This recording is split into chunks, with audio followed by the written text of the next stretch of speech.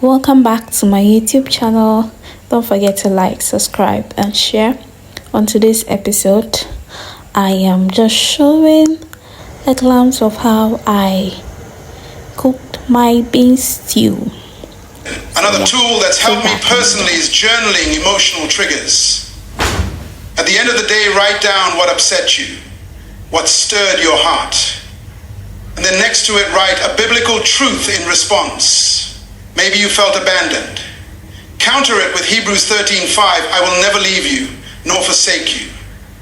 Maybe you felt overwhelmed.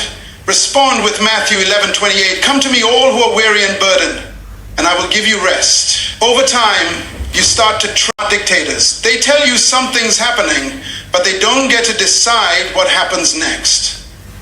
That's where self-discipline steps in.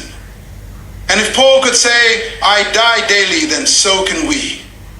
We can die to the need to always be right, die to the need to clap back, die to the desire to retaliate, because what we're really doing is living in alignment with God's will, living with clarity, living with peace. We live in a world that tells you to express everything, to vent it all, to say what you feel right now, but wisdom, godly wisdom, says hold back, not because you're weak, but because you're rooted.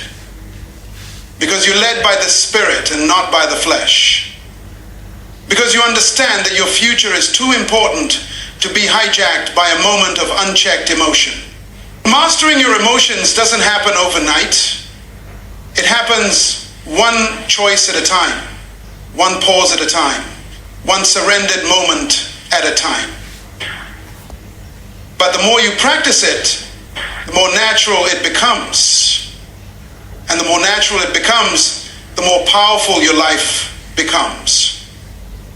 Not chaotic, not dictated by mood swings or offenses, but centered, grounded, and strong. So today, decide to discipline your emotions. Not because you want to appear strong, but because you want to be strong.